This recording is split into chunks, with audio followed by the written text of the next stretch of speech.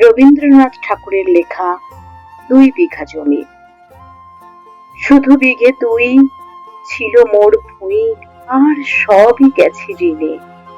বাবু বলিলেন, বুঝেছ উপেন, এ জমি লইব কিনে। কহিলাম আমি, তুমি ভূস্বামী, ভূমির অন্ত নাই।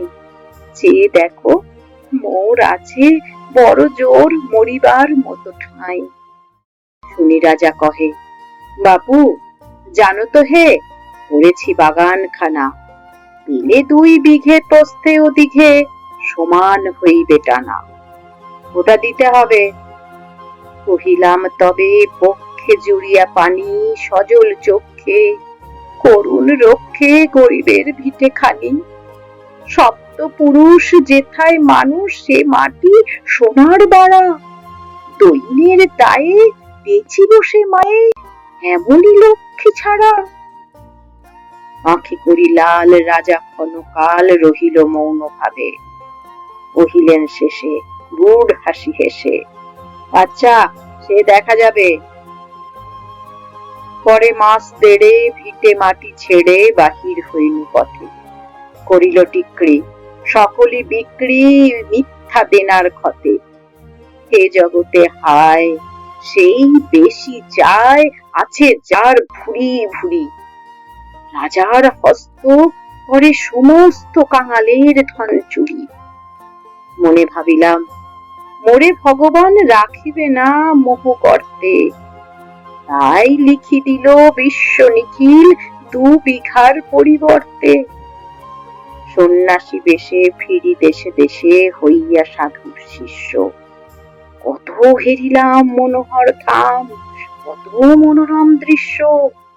ভূতলে সাগরে বিজনে নগরে যখন যেখানে ভ্রমি, তবু নিশি দিনে ভুলিতে পারিনে সেই 2 বিঘা জমি। হাটে বাটে মাঠে এই মতো কাটে বছর 15-16। একদিন শেষে ফিরিবারে দেশে বড়ই বাসনা হলো। নমো নমো নমো সুন্দরী মম জননী বঙ্গভূমি। গঙ্গার তীর স্নিগ্ধ সমীর জীবন জুড়ালে তুমি। অবারিত মাঠ গগন ললাট চুমে তব পদধূলি। ছায়া সুনিবিড় শান্তির নীড় ছোট ছোট গ্রামগুলি। পল্লব ঘন আম্রপানন রাখালের খেলা গেহ। স্তব্ধ অতল দেখি কালো জল, নিশীথ শীতল স্নেহ। বুক ভরা মধুবঙ্গের বধূ জল লয়ে যায় ঘরে। মা বলিতে প্রাণ করে আনচান, চোখে আসে জল ভরে। 2 দিন পরে দ্বিতীয় প্রহরে প্রবেশনু নিজ গ্রামে। কুমোরের বাড়ি দক্ষিণে ছাড়ি, রথতলা করি বামে। রাখি হাট খোলা নন্দীর গোলা, মন্দির করি পাছে। ঋষাতুর শেষে পৌঁছিনু এসে আমার বাড়ির কাছে। ধিক ধিক ধিক করে শত ধিক তোরে নীলাজ উল্টা ভূমি। যখনই যাহার তখনই তাহার, এই কি জননী তুমি।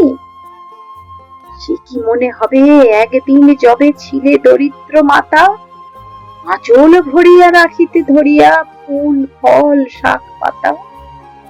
আজ কোন রীতে কারে ভুলাইতে ধরেছ বিলাস বেশ, 5 রঙা পাতা অঞ্চলে ঘাঁথা পুষ্পে খচিত কেশ। আমি তোর লাগি ফিরেছি বিভাগী গৃহহারা সুখহীন, তুই হেথা বসি ওরে রাক্ষসী হাসিয়া কাটাস দিন।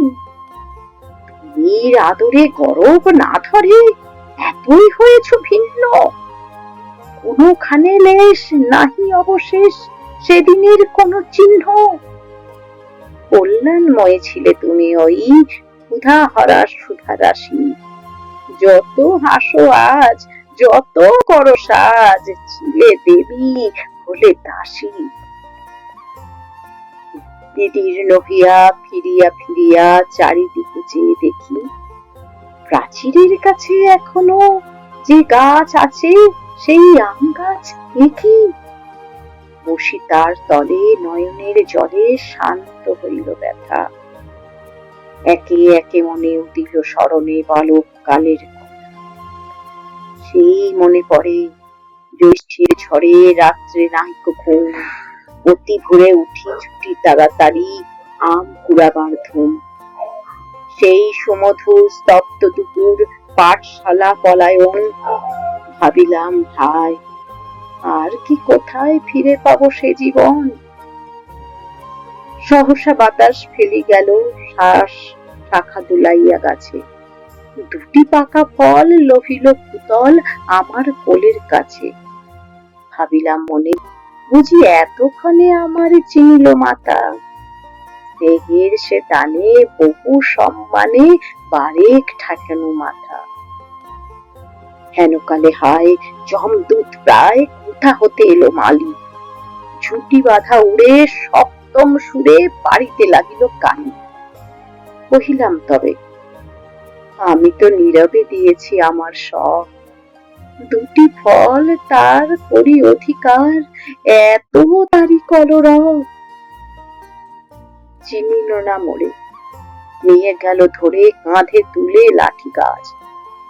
বাবু ছিপ হাতে পারিষদ সাথে ধরিতেছিলেন মাছ। শুনি বিবরণ, ক্রোধে তিনি কন মারিয়া করিব খুন। বাবু যত বলে পারিষদ দলে বলে তার শত গুণ। আমি কহিলাম, শুধু দুটি আম ভিখ মাগি মহাশয়। বাবু কহে হেসে, বেটা সাধু বেশে পাকা চোর অতিশয়। আমি শুনে হাসি, আঁখি জলে ভাসি। এই ছিল মোর ঘটে, তুমি মহারাজ সাধু হলে আজ, আমি আজ চোর বটে।